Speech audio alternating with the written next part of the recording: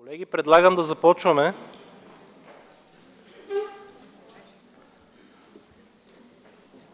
Продължаваме с представителите на дирекция статистика към БНБ. Извинявам се. Които ще ги помоля да влязат. Къде са? Заповядайте. Заповядайте, госпожа Ждракова. Вие ще се представите. Тук е заредена презентацията.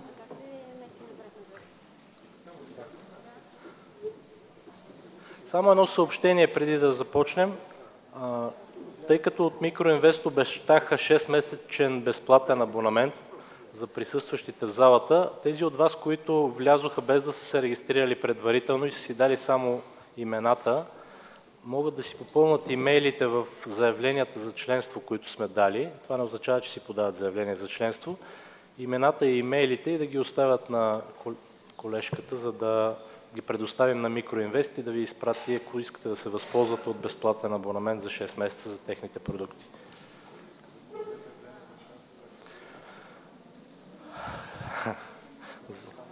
Само за Микроинвест да пише, няма да го приемем като заявление за членство. Можем да започваме. Заповядайте. Здравейте, колеги! Искам да благодаря на организаторите за поканата, а също така и за интереса, който счетоводителите проявяват към нашата дейност, тъй като колкото и да не се вярва, ние имаме общи цели и нашата цел е да направим живота и на двете страни най-лесен. От наша страна да си получим информацията, която ни е необходима и по възможност с минимални затруднения. Аз се казвам Петя Ждракова и съм главен експерт в дирекция статистика на Българска народна банка. Презентацията ще обърне внимание на правната рамка, декларациите и формите, които се подават за статистически цели, нашите изисквания, сроковете за подаване. Ще акцентираме на най-честите грешки, които допускат нашите респонденти, начините, по които се подават отчетните форми и някои общи особености. Презентацията е доста дълга и тъй като времето е ограничено, тя ще бъде предоставена. Няма да се спирам в абсолютни детайли на всяка една отчетна форма, тъй като и моята цел е, ако да остане време за специфични въпроси, за да има максимално полза и за всички страни. На основание закона за БНБ, Българска народна банка съставя платежния баланс на страната. За да вършим тази дейност, на нас ни трябват данни от респондентите. Съответно, член 42 от закона за БНБ дава право да изискваме информация от юридически и физически лица, такава информация, каквато ни е необходима за съставяне на платежния баланс и на международната инвестиционна позиция. Освен това, друг нормативен документ, който урежда нашата работа, е Валутният закон и по-специално член 7, 8 и член 10. Въз основа на тези членове събираме информация от юридически и физически и еднолични търговци, с които те се регистрират финансови кредити, сметки в чужбина и преки инвестиции в чужбина, като съответните дефиниции за финансов кредит и за инвестиция в чужбина се намират пак в допълнителната разпоредба на Валутния закон. Наредба 27 на БНБ, тя е специфична наредба, издадена от БНБ, в която много детайлно са упоменати статистическите форми, с които се отчитат финансови кредити, сметки и така нататък. И са дадени доста подробни указания за попълването на тези форми. Въз основа прилагаме и член 25 от Закона за статистиката, където получените данни за статистически изследвания са статистическа тайна, те не могат да се разпространяват и се използват само за статистически цели. Правната рамка, по която работим, урежда и не само юридически лица и ЕТ. Имаме една единствена отчетна форма, която касае и физическите лица, които до срок от 31 май на следващата година отчитат определени позиции, финансови кредити, сметки и ценни книги. Стигаме до статистическите декларации. Първата форма е СПБ-1. Тя е известна на много хора тук. Това са финансови кредити между местни и чуждестранни лица. Подава се в случай, че има финансов кредит, който е над 50 000 лева. Съответно, срока за подаване е 15 работни дни от датата на сключване на сделката. Това, което са ми казали колегите да обърна внимание като специфично е, че с една декларация се отчита само един финансов кредит. Това, което ние от отсрещната страна забелязваме като грешка при попълването, или по-скоро не като грешка, като неразбиране на попълването на формата, това е точка 6, тип на кредитора. Дали местното лице, ще използвам термина, е майката, т.е. българското дружество е майка, а чуждото дружество е дъщерното дружество, това е точка 2. Дали е обратното, когато чуждото дружество е майката, а дъщерното е в чужбина, това е точка 6.1. Дали са свързани лица, които нито едното е майката, нито дъщерята, ами са, да кажа, сестрички или братовчеди, това е точка 6.3. Или пък нямат никаква връзка помежду си, т.е. те са несвързани лица. Другото, което са помолили колегите да спомена е, че каквото и да се случи с промяна на срока на договора, молбата ни е да подавате коригираща декларация форма СПБ-1. Това, което често се случва, нали, кредитът е просрочен, да, но в нашата система стои, че кредитът трябва да е приключен до еди каква си дата. Съответно, системата тя абсолютно го затваря и не може да се подаде съответната отчетна форма. Или пък кредитът е изплатен предварително, т.е. салдото му е приключило на 0, обаче ние не знаем, че кредитът е изплатен предварително и съответно продължаваме да ви бомбардираме с мейли и да си го отчетете. Т.е. когато има промяна в срока, просто подайте една коригираща форма СПБ-1, за да улесним и двете страни. Отчетната форма, с която се отчита този вече деклариран кредит, всъщност те са две отчетни форми в зависимост от размера на кредита. Кредити, които са под 500 000 лева, се отчитат веднъж на всяко 3 месече и кредити, които са под 500, се отчитат веднъж годишно с форма 4А. Тази форма 4 специално е дължима до 15 число на месеца, следващ отчетното 3-месечие. Тук имаше въпрос, възможно ли е да се удължи. Да, при следващата промяна на наредба 27, този срок за подаване на форма СПБ-4 ще бъде удължен, така че да е в синхрон с всички останали форми, т.е. срока би бил 20 число на месеца, следващ края на 3-месечието. Няма да се спирам повече на кредитите. Останалите проблеми те са в самата презентация. Форма декларация СПБ-2, с нея се декларират сметки на юридически лица и еднолични търговци в чужбина. Срока за подаване е 15 работни дни. Отново, както за всички останали, пак с една декларация се отчита една сметка в чужбина. И ситуацията е такава, че вече имаме многовалутни сметки. Не се отчита и не се декларира всяка една многовалутна сметка. Когато е многовалутна, си избирате една валута, в която е сметката и всички операции по нея се отчитат в тази валута, в която е регистрирана сметката. Това са улеснение и за двете страни. Друг проблем, който наблюдаваме при попълването на тази декларация СПБ-2 е тя започва с информация за кредитор, доколкото си спомням, и първите са 2.1, 2.2 и така нататък кешпул. Кешпул не е задължително да го попълвате, ако няма такова.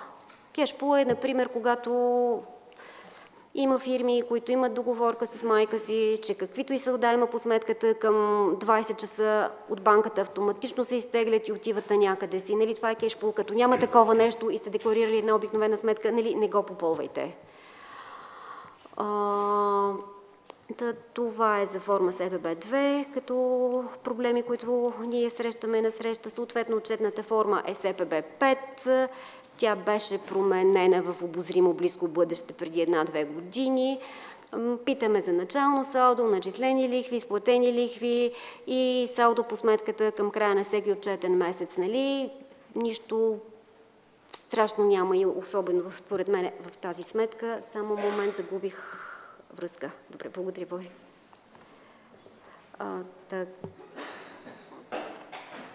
Така, за тези, които не знаят, за отчетна форма СПБ-5 имаме така наречената мултиформа, в която с една форма могат да се отчитат няколко сметки в чужбина. И отново колегите са помолили при закриване на сметка в чужбина също да се подаде коригираща форма СПБ-2, за да знаем, че сметката е закрита и да не искаме повече отчетни форми за закритата сметка. Следващата декларация, това е форма СПБ-3, това са инвестициите в чужбина, преки инвестиции в чужбина, като дефиницията за пряка инвестиция в чужбина е в допълнителната разпоредба на Валутния закон. За пряка инвестиция в чужбина считаме 10 или повече от 10% притежание на местно лице в капитала на чуждо дружество. Местно лице визирам юридически лица и еднолични търговци, не визирам физическите лица. Те все още не подават отчетни форми по отношение на инвестициите си в чужбина. Едно дружество в чужбина, то може да се създаде, може да се придобие. Също така придобиването на недвижим имот в чужбина от юридическо или лице или ЕТА също се счита за пряка инвестиция в чужбина. В редките случаи, и това са изключително редки случаи, в които едно юридическо лице местно придобива 10 или повече от 10% от капитала на чуждото дружество, но не му дава право на вземане на решение в капитала и дружеството, тези случаи ги отчитаме кейс бай кейс по индивидуално запитване, нали? Така... Да, за друг проблем, който се сещам от ваша страна, записано е, че при превеждане на сума в пари с цел пряка инвестиция в чужбина, банката изисква декларация в чужбина. Да, така е. От една страна не бива да казвате, че правите инвестиция в чужбина, когато придобивате под 10%, защото когато дойдете с СПБ-3 при нас, тя няма да бъде регистрирана, тъй като не попадате в ситуацията, че това е пряка в дефиницията на пряка инвестиция, т.е. така или иначе няма да се случи това нещо. Регистрират се инвестиции, в които местното лице притежава 10 или повече от 10% от капитала на дружеството. Другия проблем, при който се сблъскват колегите счетоводители, е, че в първоначалния момент има само превод на сума, но все още няма регистрирано дружество в чужбина. За щастие правим платежния баланс месечно, така че в този случай поне кажете месеца, в който очаквате да се случи регистрирането на чуждото дружество в чужбина. Не държим на точната дата, еди коя си дата, месеца е достатъчно. Обикновено в рамките на месец се случват, с изключение на страни, където е изключително пък сложно законодателството, но това са много редки случаи. Съответно, отчетната форма, с която се отчитат инвестициите в чужбина, е СПБ-7, когато инвестицията е в юридическо лице, или 7Б, когато инвестицията е в недвижим имот в чужбина. Форма 7Б се отчита веднъж годишно. Молбата ми, отчитайте ги по пазарна стойност, когато всеки път се повтаря едно и също нещо, за мен е ясно, че това е стойността на придобиване на недвижимия имот. Виждам как едно и също нещо се влачи години наред, а недвижимите имоти са нещо, което вървят нагоре, надолу, дори и да нямате задължение да правите преоценка на активите в чужбина. Поне нещо, което да отразява икономическата действителност, дори и най-грубо, но поне да не е едно и също. Обикновено има информация в пресата на къде са имотите в чужбина. Счетоводителя да прави пазарната оценка? Най-грубо. Ние ли да я правим? Добре, само питам. Защо? Защото пазарната оценка се прави от специалисти. Добре, наймайте специалисти, но този имот, той е записан в активите на местното лице. Не е ли редно да го преоцените в някакъв момент? Зависи, от начина на отчитане.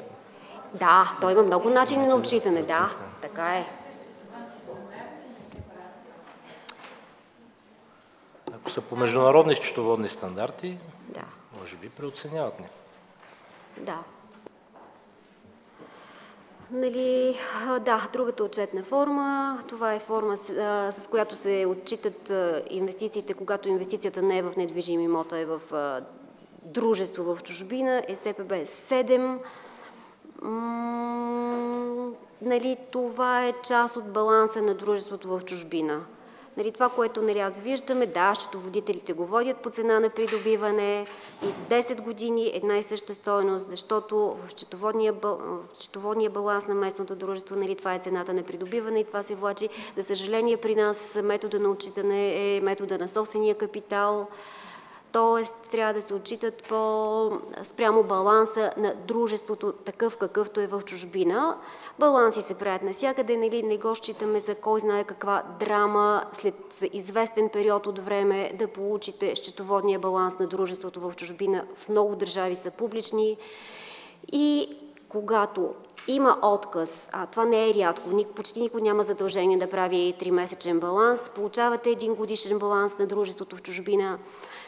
Единствената по-променлива величина най-често е финансовия резултат. Не го знаете годишно. Разделете го на 4 равни части за по 1/4 на всяко 3 месече. На годишна база така или иначе данните са верни. По този начин се постига сравнително коректни данни на годишна база. При прекратяване на инвестиция в случая не се подава коригираща форма СПБ-3, молбата ни е подавайте форма СПБ-7А, защото в нея си събираме информация за това какво се е случило. Продадохме дружеството, ликвидирахме дружеството или нещо съвсем друго се случи, друга причина, сляха се и така нататък. Т.е. оттам си събираме информация, която ни е необходима за статистически цели. Реципрочната форма на СПБ-3, която касае инвестиции в чужбина, в обратната страна това е форма СПБ-12, това са за инвестиции в страната от други държави. Тази форма е на извадков принцип. Фирмите, нововключените се информират срок до 31 януари, изключените също се информират. Тези, които не получат информация, те продължават да участват в извадката. В извадката участват най-големите фирми. В СПБ-12 общо взето информацията е като част от баланса на дружеството в страната. Така, друга отчетна форма е СПБ-6А и 6Б. Те са еднакви форми, само че с 6А се отчитат вземанията, с 6Б се отчитат задълженията по търговски и други кредити или по други задължения. Търговски кредит не е финансов кредит с цел търговия. За нашите цели търговски кредит е получена стока, която не е платена в момента на получаването или която е изнесена в чужбина без да е платена предварително. Тоест вземания и задължения по предоставени стоки и услуги, които не са платени в момента на извършване на услугата или на износа и вноса на стоката.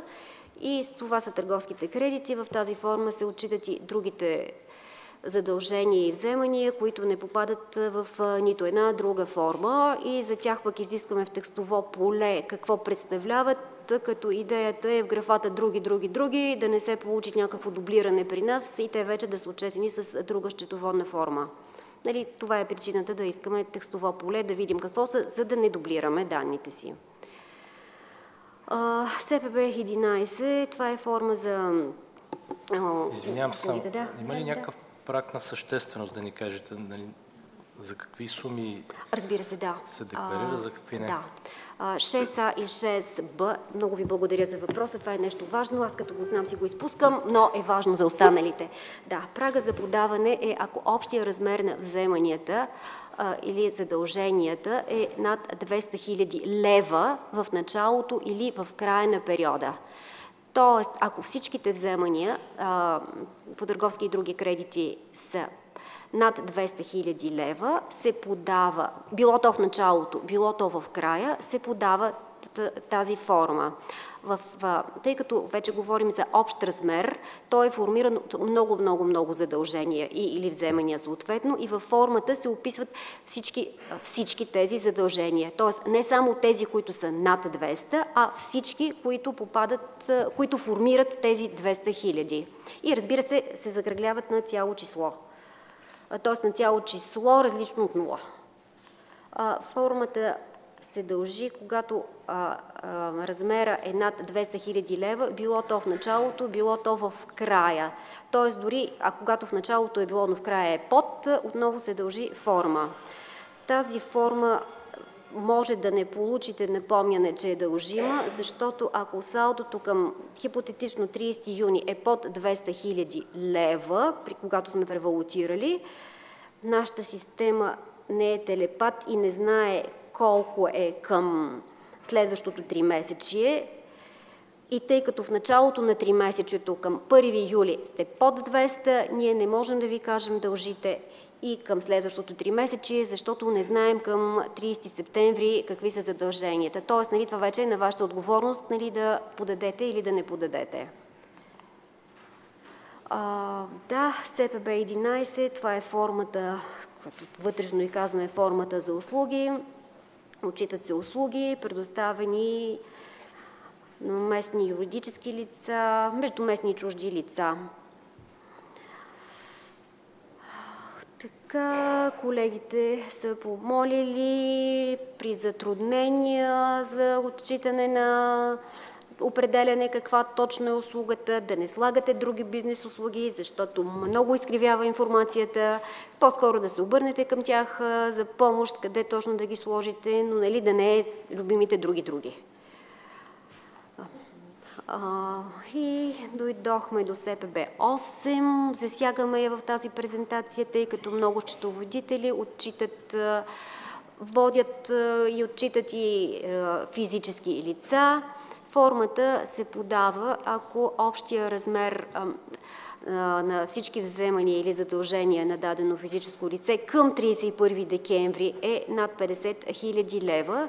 В тази форма се отчитат само финансови кредити, т.е. пари взети на заем, дадени на заем, сметки на физическото лице в чужбина или ценни книги, но само в случая, когато ценните книги имат и СИН-код и когато са придобити без посредничеството на местно лице инвестиционен посредник. Тук пък нашата молба към вас е, когато отчитате подобно лице, с цел да улесним живота на всички страни, и СИН-кодовете са едни 13-цифрени кодове, които ако я подадете на хартия, някой от нас трябва да вкара в компютъра. Молбата ни е или да ги подавате електронно, или поне да ни ги предоставите електронно, за да спестим време и усилия в цъкането на този 13-цифрени СИН-код. Тоест, за да подадете формата, за да съставите формата, вие така или иначе ги имате в електронен носител и да улесним малко ситуацията. Молбата ни е, когато го правите за физически лица, дайте телефона и името на лицето, което попълва формата, защото в случай по никакъв начин не тормозим някого излишно. Ако не е вярно, молбата ни е да се свържем с някого, който може да даде информация от първия път, директно. Грешката на тази форма най-често е, че не се попълва в хиляди, Тоест има някоя сметка 100 000, счетоводителят попълва 100 000, при мен това автоматично излиза 100 милиона и оттам нататък, ако не се види, може много да се объркат нещата, но за 100 милиона обикновено ги хващаме. Виж, ако е 1000 лева, 1000 евро и някой напише 1000 евро, наистина ми е трудно. Може и за милион да става въпрос. Не мога да преценявам дали е объркан порядъка или това става въпрос за действителни суми. А сега другите форми декларации, те са малко по-специфични. Това са форми, които се отнасят за емитирани дългови ценни книжа. Там са други колеги. Предпочитам, ако няма някакви специфични въпроси, да не отделям внимание на тази форма. Стигнахме до начините на подаване. Формите, декларациите и отчетните форми се подават по електронен път посредством портала. Колегата Борис Велков ще отговори на въпроси и ще ви запознае евентуално по-подробно за начините на подаване. Подават се и на хартиен носител в деловодството. Така че двата начина са абсолютно достъпни. Когато има повече от 5 декларирани сделки, записано е, че се подават по електронен път. Целта е да се спести време и усилия на всички страни при въвеждането от хартията в електронен формат.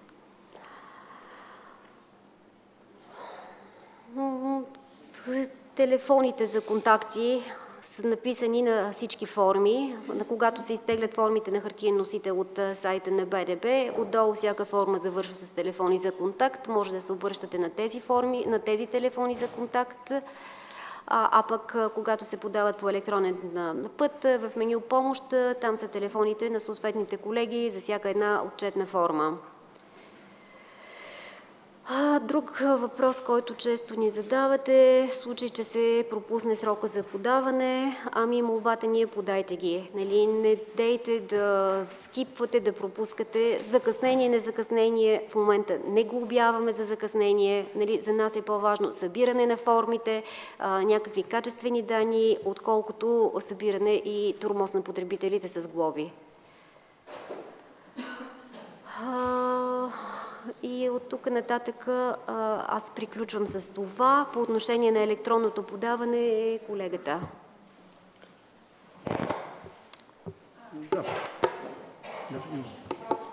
Само, че въпроса на микрофона, извинявам се.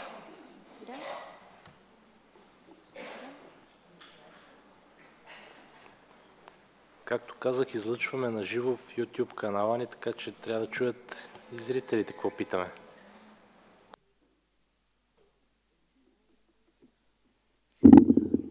Здравейте! Въпросът ми е следния. При положение, че вие разполагате с данните от справка СПБ-11, защо е необходимо въвеждането на нова справка СПБ-11А на годишна база, при положение, че тя съдържа същата информация? Това не е ли просто допълнителна работа за нас, за данни, които вие вече имате? Да, много ви благодаря за въпроса.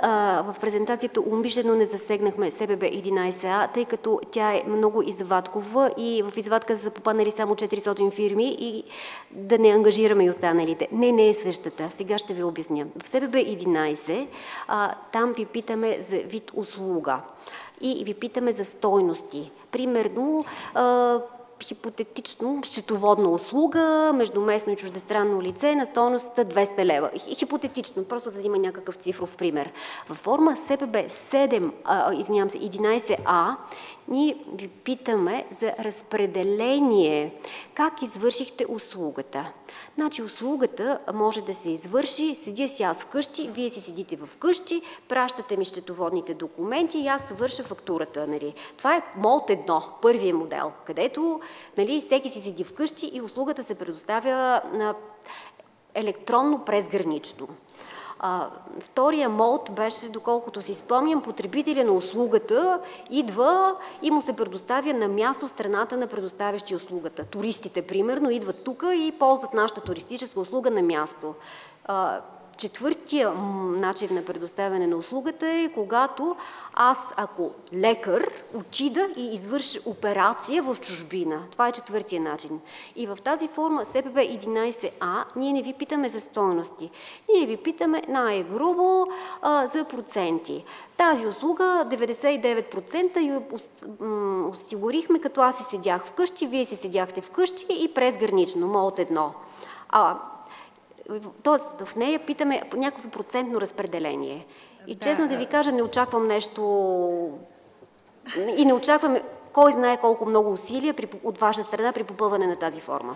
Да, т.е. да разбирам, че аз съм изтеглила късата клечка, като сте ми пратили да си.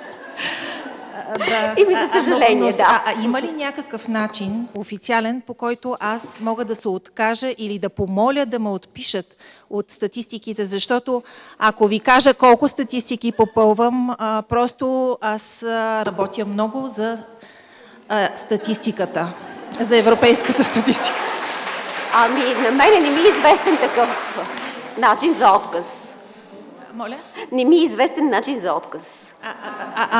Нещо от сорта на молба или разглеждане на това колко статистики попълва конкретния счетоводител или нещо такова смисъл, трябва да има вариант.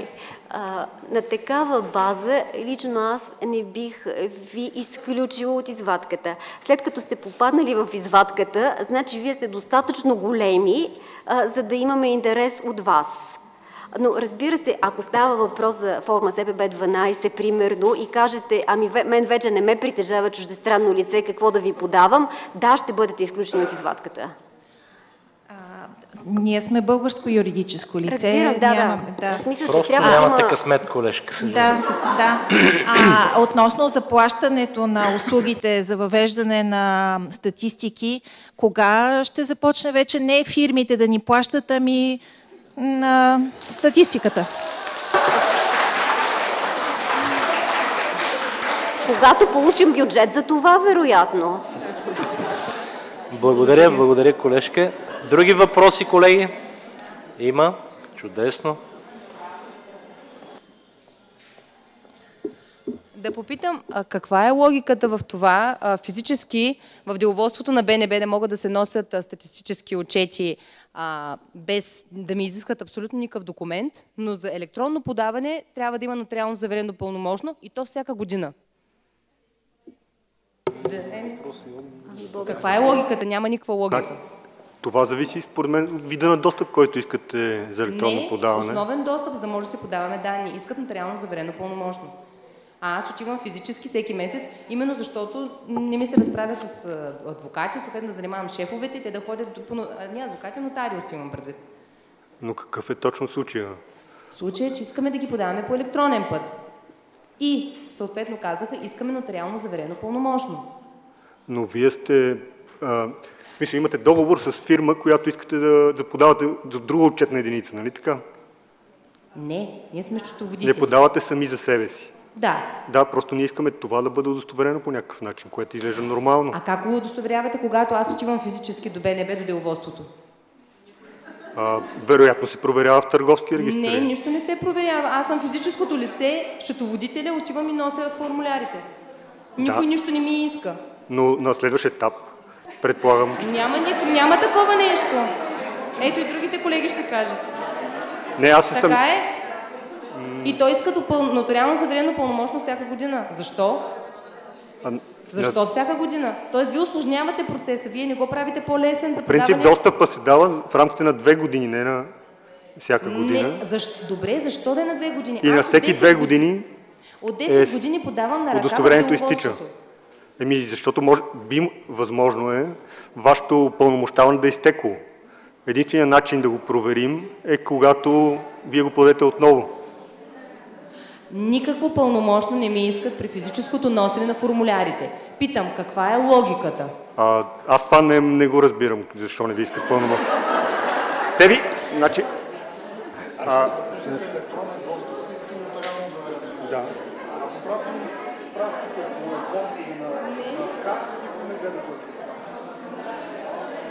Става дума за това, че при физическо предоставяне на декларациите не се изисква пълномощно, а при електронното се изисква. Това е...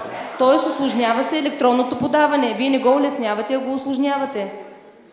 Това е така, защото в момента няма как да провериме данните в търговския регистър, какви са по електронен път. Но вие не ги проверявате и физически, когато се носят формулярите, разбирате? Аз предполагам, в момента, в когато ти носят формулярите, не ги носиме, но ги проверяваме последващо при одобряване на достъпа. Колегите, които одобряват... Те не могат да проверят дали Добромира или Петранка или Марийка... Да, кой е донесъл?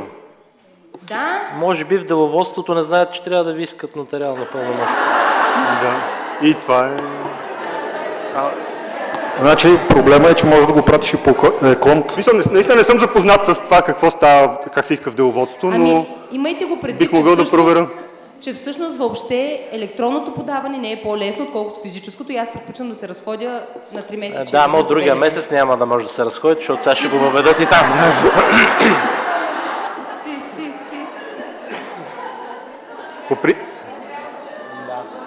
Не. Тоест няма логика. Така както го описате, няма никаква логика, съгласен съм. Други въпроси, колеги? Заповядайте. Добре, понеже сте от отдел статистика и предоставяме статистически данни, и може би разумно да попитаме тези данни, които предоставяме за дружествата и са доста подробни, дали достигат по някакъв начин до Националната агенция за приходите. Понеже в Националния статистически институт също подаваме доста данни и те съвсем по автоматичен път достигат и до други места. И е интересно да знаем какво става с нашите данни, които предоставяме на вас. Опитвам се да намеря, това беше някъде съвсем в началото на презентацията. Ще го намеря. Не. Вашите данни, които ни предоставяте, не се предоставят на НАП. Разбира се, когато има съдебно решение, те следва да бъдат предоставени, в зависимост от това какво пише в съдебното решение. На мен лично не ми се е случвало да предоставяме данни на когото и да било. Не ги предоставяме, това е отговора. Тоест НАП не може да поиска от вас да предоставите дадени данни без решение? НАП би могло да поиска, но за да предоставим данни, трябва да има съдебно решение, в което да е описано много ясно какви данни, за кой период. Добре, благодаря. Здравейте, аз в подкрепа на колежката преди това, конкретен въпрос за електронното подаване на документи. В ситуация бях преди 2 месеца, не се ли чувам? Извинявайте. В ситуация следна, предсрочно погасяване на кредит, който е деклариран надлежно по надлежния ред. С телефонна справка колегите, които са по формата, ми казаха, елате на место, защото не може по електронен път да се подаде въпросното предсрочно погасяване. Отивам на место, аз съм упълномощено лице, носи надлежното пълномощно, никой не ми поиска пълномощно, нито ми погледна документите и след 2 седмици ми се обадиха да отида да си взема формата. Защо не може и предсрочното погасяване, независимо, че кредита ми е на 1 година? Аз искам да декларирам, че е платено от клиента предварително, по средата на годината. Няма опция за електронно подаване. И не е само тази справка. Но тази специално на мен ми се наложи и никой наистина не ми поиска пълномощно, а на самата справка стои името на собственика на фирмата, който е мъж, нали? Няма как да съм аз. В случая. Видно дори от колежката деловодителка, която ми взе документите, но никой не ми провери легитимността на приносител на тези документи. Благодаря. Вижте сега, ние сме от дирекция статистика, ние обработваме формите, а колегата работи с достъпа. Деловодството със съвсем друга дирекция, т.е. аз не мога да ви дам отговор на въпроса за начина, по който работи деловодството на БНБ. Да. Когато подавате информацията при нас по електронен път, ние си гарантираме кой подава информацията с електронния подпис. А начина, по който работи деловодството на БНБ, нали, просто не мога да коментирам. На микрофона, моля. Всичко подавам по електронен път. В този случай ми се наложи да отида лично. Защото системата за електронно подаване не позволява предварително подаване на тази справка преди 31 март на следващата календарна година. Това ми е въпрос. А коя е справката, извинявайте? Предсрочно погасяване на финансов кредит до 500 000 лева на годишна база, който се отчита. Мисля, че е СПБ... Това е СПБ-1. СПБ-1, в която се подава коригираща. Извинявам се, не ми казаха да подам коригираща. Точно това е другото, което вие го казахте в презентацията, а колегите казаха, не, ще подадете предсрочно 4, че сте погасили до юни месец кредит или юли месец. И аз си подадох 4 с надлежните плащания. 1 коригираща не ме посъветваха да подам. Ами не мога да ви кажа с кого сте говорили тогава. Възможно да сте попаднали на колега, който е по-нов или който не е запознат. Може да има нещо изключително специфично във вашия случай, нали, но не знам какви са детайлите. Колеги, много напреднахте с времето. Последен въпрос. Здравейте. Само да кажа, че аз няма да е въпроса, да ви благодаря на вас и на вашите колеги, които работите в отдел статистика, защото винаги, когато звънна на телефоните и ми се налага някаква помощ да ми окажат, те са на разположение и ми съдействат за това.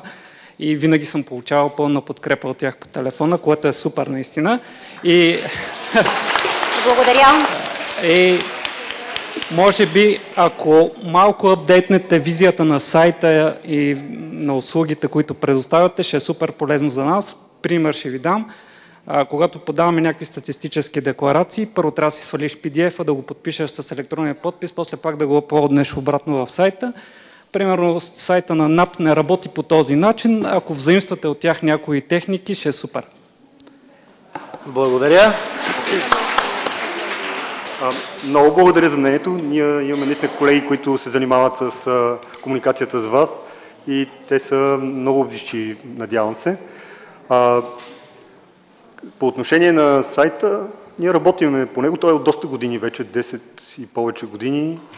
И обсъждали сме и възможността да се подписват формите през браузъра, но не сме постигнали напредък с разработчика по отношение на тази функционалност. Но сме обсъждали, защото има наистина много интерес към такава опция, да стане както при НАП. Подписването при тях наистина е по-лесно. Но ще го обсъдим пак.